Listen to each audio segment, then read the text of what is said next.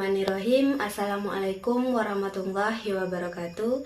Perkenalkan, nama saya Ovi Mariska dengan NIM 2203030018, Prodi Pendidikan Biologi, Fakultas Keguruan dan Ilmu Pendidikan, Universitas Maritim Raja Ali Haji. Video ini saya buat untuk memenuhi tugas ulangan tengah semester mata kuliah belajar dan pembelajaran. Baik, topik kali ini saya akan membahas tentang peranan guru dalam proses pembelajaran. Seperti apa sih peran guru dalam pembelajaran? Oke, kita langsung saja ya.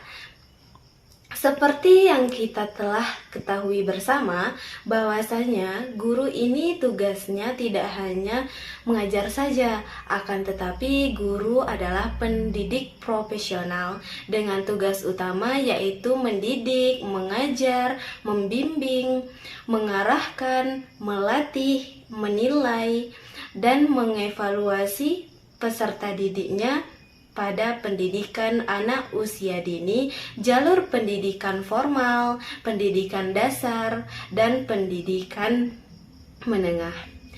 Nah, peran guru sangat penting dalam proses pembelajaran serta memajukan dunia pendidikan. Kualitas peserta didik dalam dunia pendidikan sangat bergantung pada mutu guru. Guru merupakan sosok ideal bagi setiap siswa. Biasanya apa yang dilakukan oleh guru akan menjadi acuan bagi siswanya.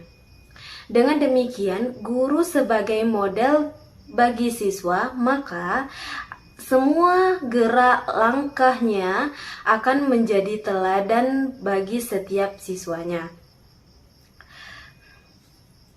Guru adalah faktor penentu keberhasilan proses pembelajaran yang berkualitas, sehingga berhasil atau tidaknya pendidikan itu dihubungkan dengan kiprah guru. Oleh sebab itu, usaha-usaha yang dilakukan dalam meningkatkan mutu pendidikan hendaknya dimulai dari peningkatan kualitas guru.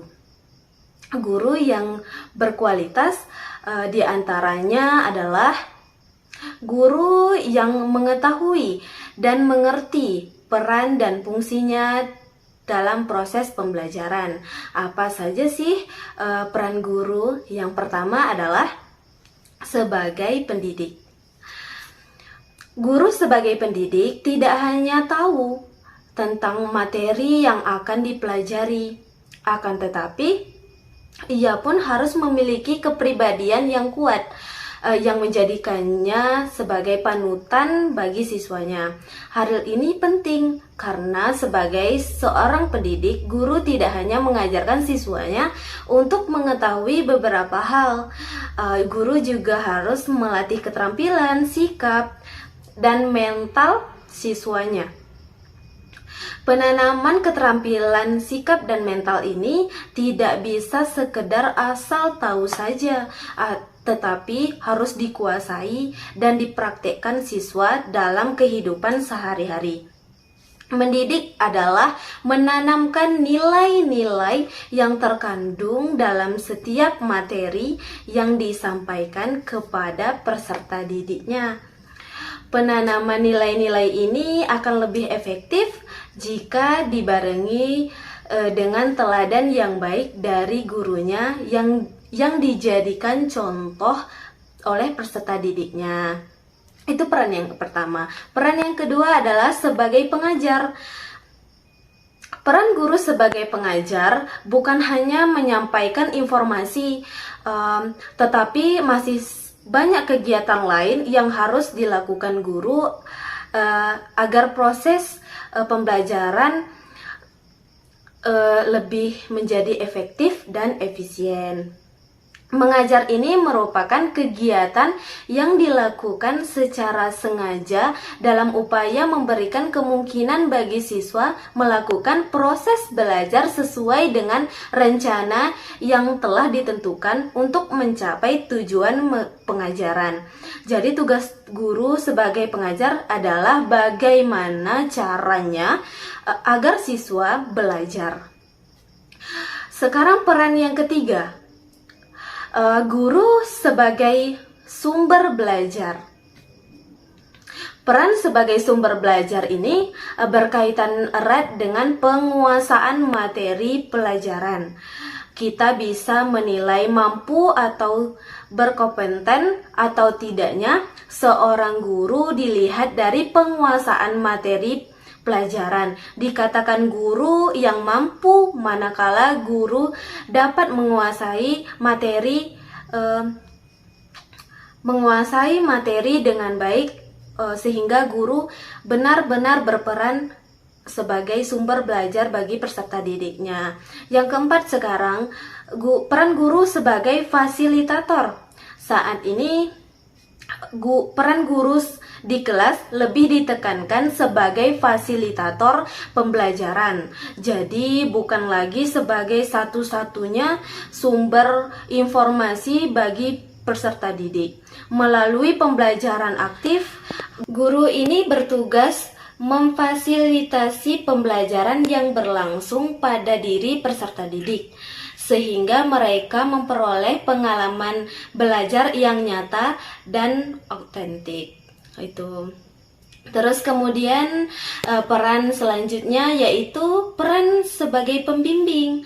Guru menjadi pembimbing peserta didik agar dapat menemukan berbagai potensi yang dimiliki oleh peserta didiknya, membimbing peserta didik agar dapat mencapai dan melaksanakan tugas-tugas perkembangan mereka. Sehingga dengan ketercapaian itu peserta didik dapat tumbuh dan berkembang sebagai individu yang mandiri dan produktif. Berikutnya adalah peran sebagai demonstrator. Guru ini berperan sebagai model dan teladan bagi peserta didiknya. Oleh sebab itu harus memberikan contoh yang baik, ya kan?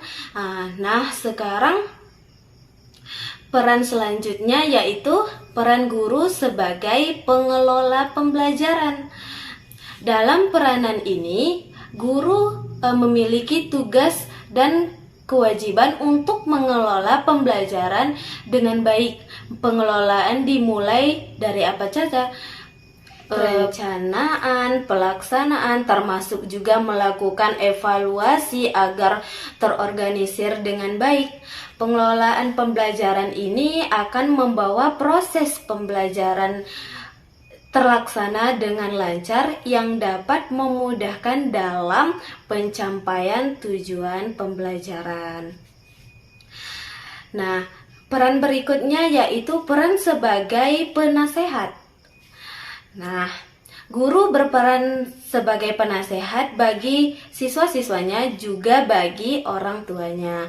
Meskipun guru tidak memiliki pelatihan khusus untuk menjadi penasehat, siswa-siswa akan senantiasa berhadapan dengan kebutuhan membuat keputusan, dan dalam prosesnya itu membutuhkan bantuan guru agar guru dapat memahami dengan baik perannya sebagai penasehat serta orang kepercayaan yang lebih dalam.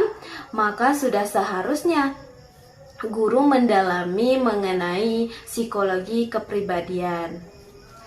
Peran selanjutnya yaitu guru sebagai inovator atau bisa disebut dengan pembaru. Guru mampu menyebarluaskan ide-ide baru berupa ilmu, pengetahuan, dan teknologi kepada peserta didiknya. Di antaranya apa sih?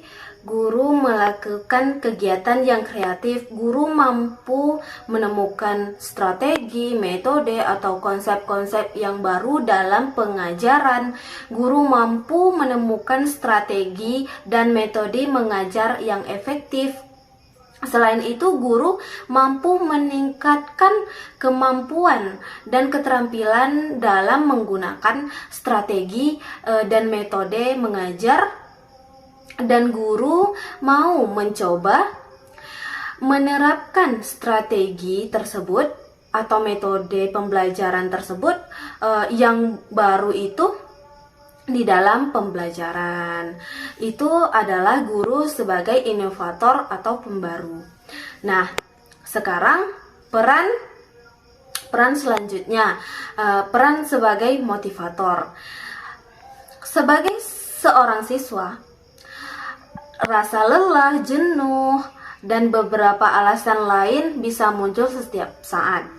Nah, disinilah guru ini meragakan peran yang sangat penting dalam memberikan motivasi, mendorong, dan memberikan respon positif agar membangkitkan kembali semangat siswa yang mulai menurun. Jadi memang sebagai motivator, membangkitkan semangat dan memotivasikan semangat belajarnya menjadi naik. Semangat belajarnya itu sebagai siswa kan sering tuh kita merasa malas, down, dan lain-lain hal.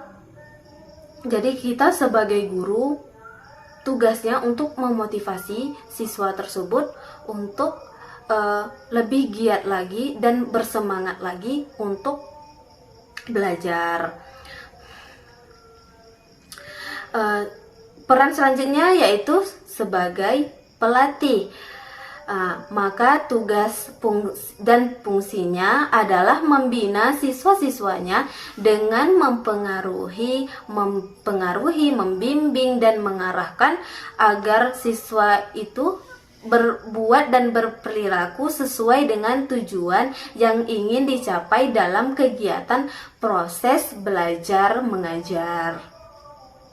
Kemudian yang terakhir yaitu peran guru sebagai elevator.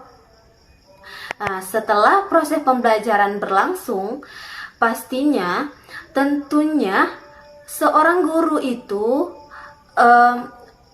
harus melakukan evaluasi pada hasil yang dilakukan selama proses pembelajaran tersebut.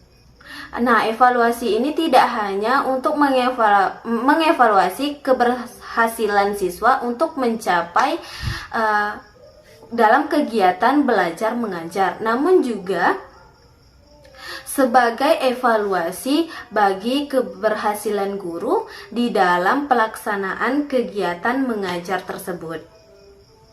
Nah, itu adalah peran guru. Ternyata banyak ya.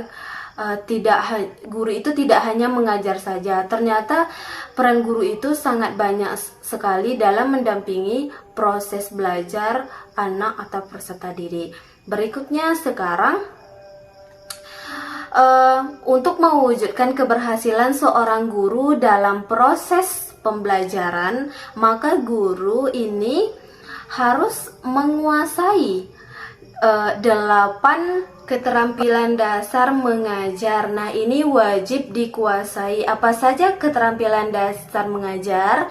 Yang pertama, keterampilan membuka dan menutup pelajaran, keterampilan menjelaskan, keterampilan bertanya, keterampilan memberi penguatan, keterampilan mengadakan variasi, keterampilan mengelola kelas, keterampilan membimbing diskusi kelompok kecil, dan kedelapan adalah keterampilan mengajarkan kelompok kecil atau perorangan. Nah, itu 8 keterampilan dasar mengajar ini memang harus dikuasai oleh setiap guru.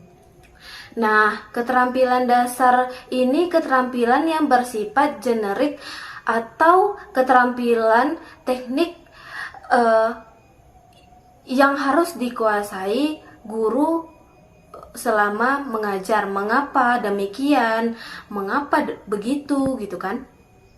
Karena keterampilan dasar mengajar itu sangat mempengaruhi dalam keberhasilan proses belajar mengajar, sehingga sebelum guru mengajar, seorang guru harus mempelajari terlebih dahulu apa saja hal-hal yang harus dipelajari dan dikuasai nanti yang akan disampaikan kepada peserta didiknya. Misalnya begini, misalnya keterampilan membuka dan menutup pelajaran, ya.